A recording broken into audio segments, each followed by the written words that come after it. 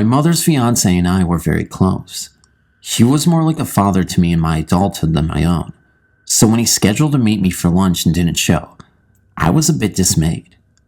I got back on the train from downtown Chicago, rode back to where I had parked my car, got in, and drove to his house. Upon my arrival, I noticed his car was still parked outside, so I picked up my cell phone to call, but got no answer, so I called my mom, who in turn called a friend of his to come over. As I stood outside the house, I had a sinking feeling something told me he was dead. I climbed over the fence. This was not the best area of Chicago, which was locked, grabbed a ladder from under the back porch, climbed up and broke the window. I discovered his body lying nude in the hallway, partially in the kitchen. I started to cry and phoned my mom, who said she was on her way. After the police came and went, the friend left, and I was left sitting alone in the house with his body. I started hearing creaking on the stairs, and I called out, "Mom, Mom, is that you?" But no one was there. Again creaking, and no one. Finally, my mom shows up, and the coroner comes. They take his body, and we're alone looking through paperwork. All the while there is a creaking all around us. We find a $50,000 tax bill for him from a failed business he helped his son launch on the kitchen table next to where his body was lying on the floor. We dig further through his things and find 2 of his 3 firearms. His son flew up from Florida the next day with his 2 sisters. He dug through more of his dad's things and found the 3rd gun and laid it on the dresser. He walked out of the room and back in with his 2 sisters on either side. But the gun mysteriously goes off and shoots him in the leg.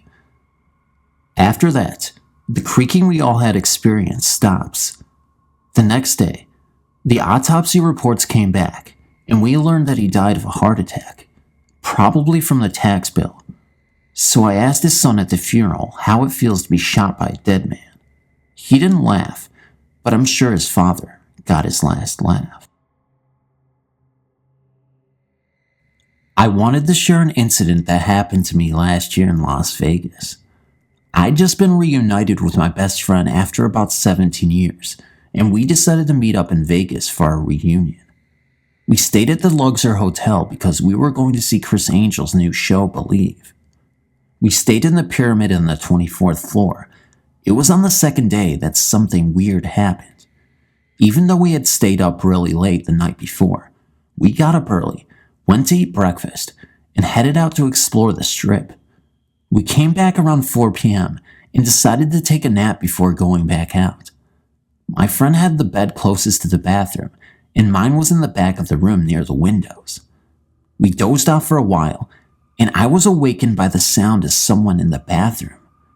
It sounded like someone kept dropping a coin into the sink over and over. At first, I thought it was maybe a housekeeper had come in, but then wondered how I hadn't heard her come in, since I am a light sleeper, and why the bathroom light wasn't on if she was in there. So naturally, I went to investigate. As I got closer, it stopped. Odd. I turned on the lights and everything was in its place.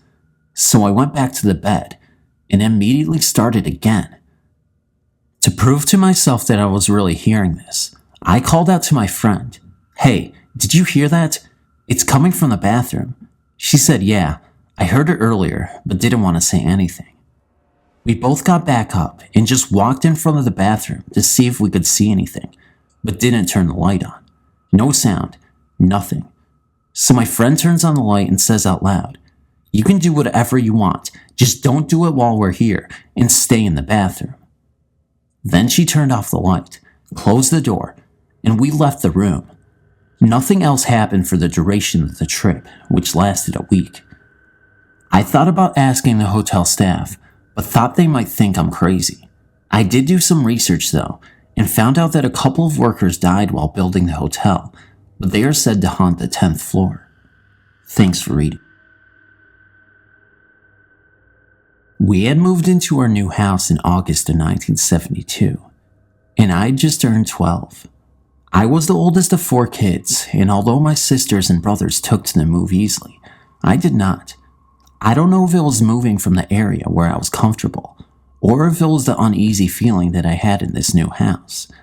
The house was a 7-year-old, 4-bedroom colonial which was in a cul-de-sac with 4 other houses. The house that sat at the top of the hill outside of the cul-de-sac was much more older and was the original farmhouse built 200 years earlier.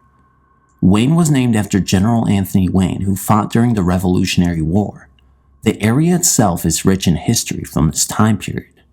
The first indications of a presence was our dog. His hair stood on end, and he barked at the walls constantly. We thought he was bred too close and he was crazy, only to find out later it wasn't him at all. My mother was in the kitchen baking one day, and a decorative plate on the wall went flying across the room and broke into pieces. It seemed to be my room that had the most activity. It was the center room of the front of the house, and one night when friends of mine were waiting out on our front porch, they heard someone walking around upstairs, and the light in my bedroom went on and off. No one was in the house since we all just returned home. My friends thought we had a maid or a house guest. At times, we would hear music playing, but not music from that time. It sounded like a harpsichord. All of us heard it, and I even had friends who slept over and heard this music coming from above us. My father slept with a bat next to his bed, thinking that someone was playing an awful joke. Many nights in my room, my light did go on and off, and I thought it was me not turning the knob all of the way. I would always feel a presence with me. In fact, it would sit next to me on my bed. I used to actually feel it get up and see the imprint it made. At times, my bed would actually breathe. This went on for a while, and in August of 1976, my air conditioner broke and I went downstairs to sleep on the couch in the living room. I had my Cocker Spaniel Muffin with me, and something woke me up around 3 a.m. Muffin was shaking and I tried to calm him down, but he just buried his whole body next to me. The next thing I hear is a loud bang, like a door slamming, and then another door slamming. But I don't know where these sounds were coming from, because there weren't any doors. Then I could hear heavy footsteps walking towards me, and then it stopped. I heard them going through papers on my father's desk, and then continue again towards me. I can't tell you the feeling of fear I was feeling. There was a lamp behind my head, and I couldn't lift my arm up to turn it on. The footsteps continued towards me, and a man turned a corner into the living room and saw me. I thought it was an intruder at first, but what I saw, I will always believe, was this spirit from another time. The moonlight was pretty bright that night, and I could make out his features. He was tall and thin, about 6'4". I know this because my dad was that tall. He had reddish-brown hair with a beard and mustache. He had a white shirt under his high-waisted pants with suspenders. He just looked at me as if to say, "I've been here all along and it's okay." I thought Muffin was going to have a heart attack, but as soon as I saw this man, incredibly, he calmed down. The man stood there for a couple of minutes, and then turned and walked back with heavy footsteps again and back through the 2 doors that weren't there. I waited until the sun started rising and ran to my parents' bedroom totally freaked out. I told them someone was in the house last night, and my mom immediately agreed and said she heard it too. I gave my parents a description of the man and they called the police. Now mind you, the police had been there on several occasions because of these disturbances.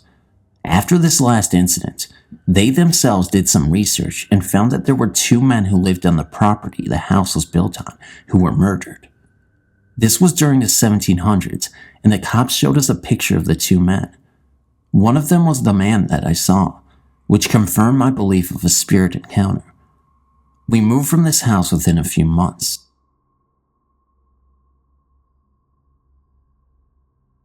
I've always been very aware of forces around me. I was 7 when my grandfather was taken to the hospital. A blow of sadness came over me, and I knew he was never going to return. I blurted out to my aunt that Papa had died and would never come back. Just after saying this, my parents came home and told us sadly that Papa had passed away. I knew right away that Papa had come to say goodbye to me. As my life progressed, a lot of little things started happening. In the early 80s, My grandmother passed. At that time, my husband and I were renting a duplex from her. Since a lot of people had come from out of town, they wanted to expedite her estate as soon as possible. Immediately after the funeral, her house was cleaned out and put on the market. My husband and I stayed on until they could sell it. About 2 weeks later, I was home alone. My husband worked nights and only me and my dog were there. At about 2 a.m., I started hearing sounds in our apartment. At first my dog started to growl, but then he fell silent. Since I was the only one home, I originally thought that there might be burglars looking for something to steal, so I called the police. They told me to wait in my apartment until they could get there.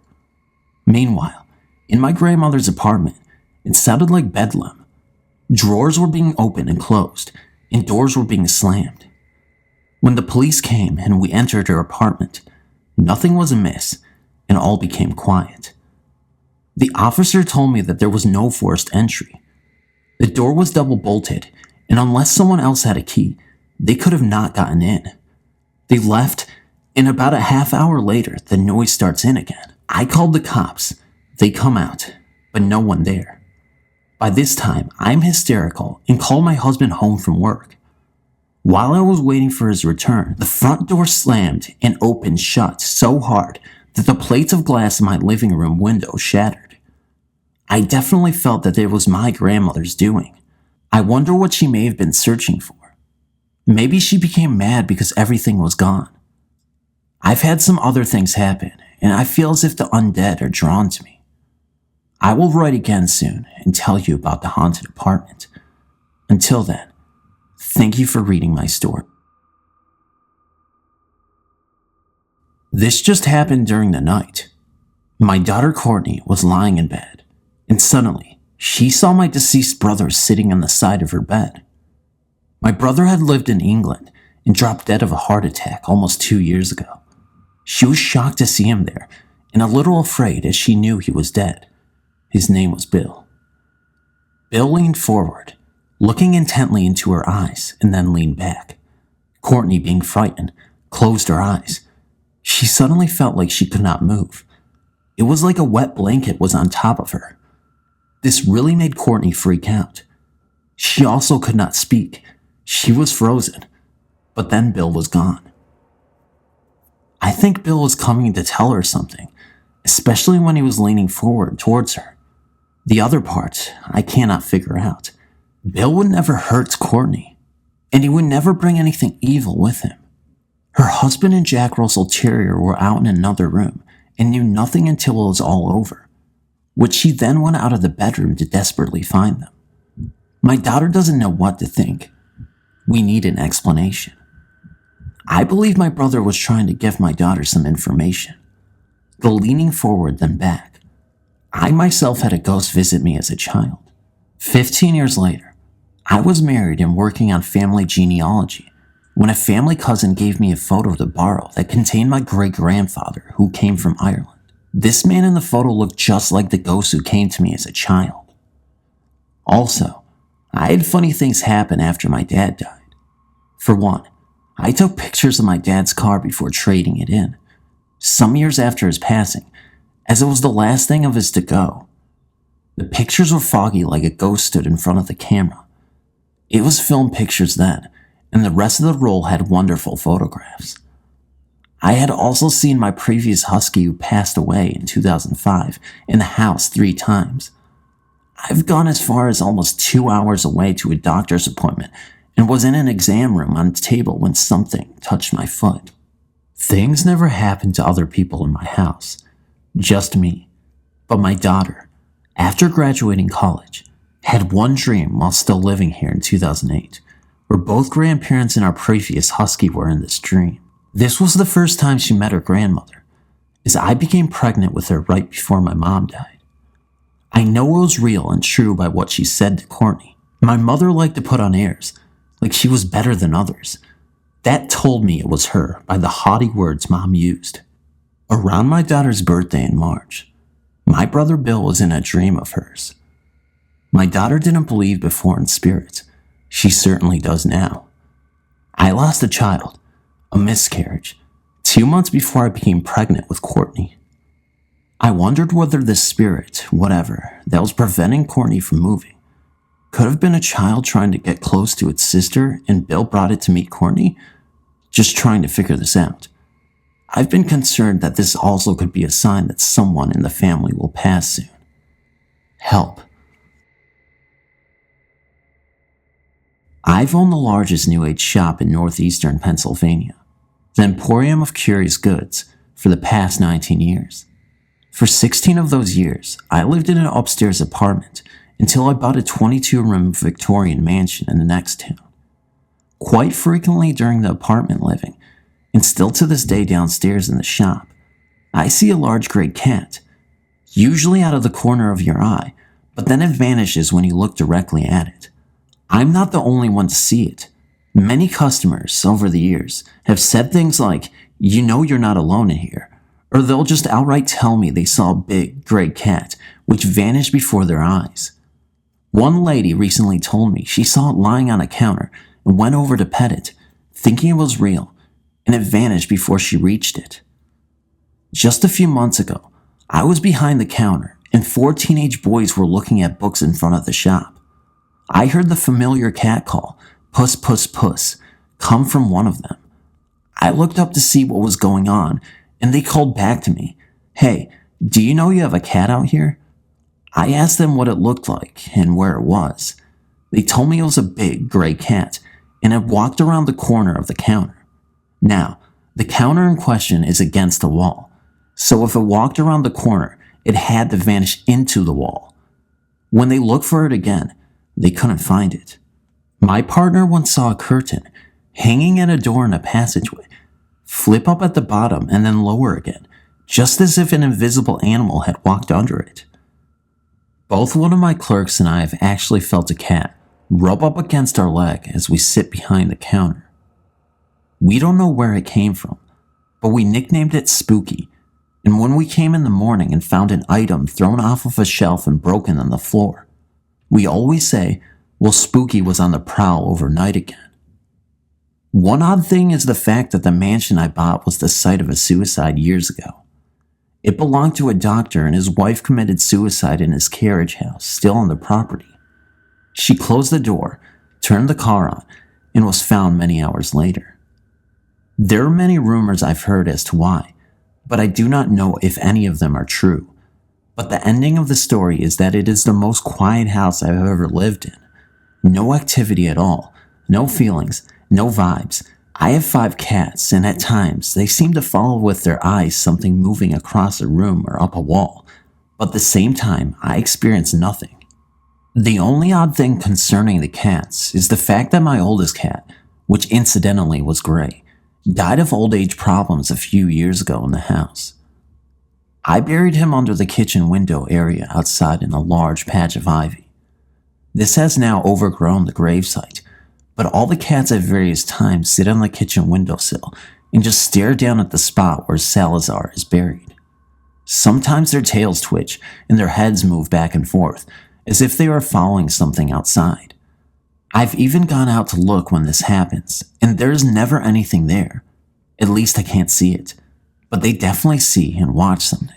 It seems strange to me that a house from 1895, which probably had many deaths there over 100 years, plus a suicide, only manifests a recently deceased cat. But I guess it is what it is. Thank you for reading. My very special father got sick around Christmas, 2002. The doctors told us that it was probably lung cancer, which originated from his colon, which he had partially removed a few years before. He was 82 years old, but even with all of the cancer treatments, he was not the least bit confused or fuzzy-brained. As he grew sicker, one day he looked at me and said, "Look at the little boy at the end of the bed eating an ice cream cone." I looked, and there was nothing there that I could see. He said, "Why can't you see him?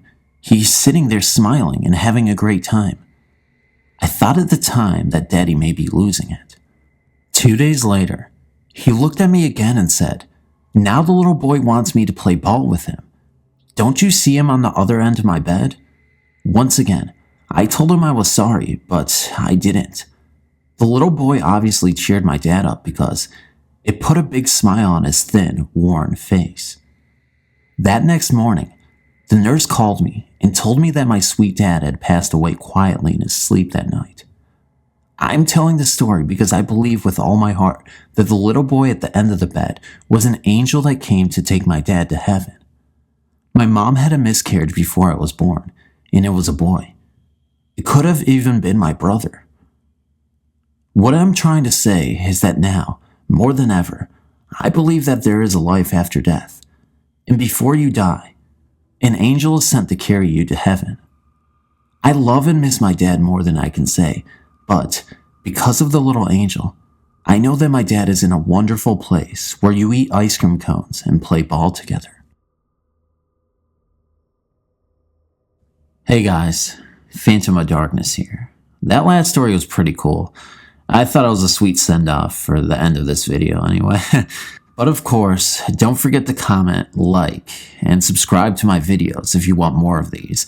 I mean, sharing this video is really important because, like I said, sharing is caring because, you learned that in kindergarten. And, I remember I was a kid in kindergarten and there was this kid with some applesauce and I took it right away from him because he didn't deserve it. And I told him, you need to share this because it helps me out.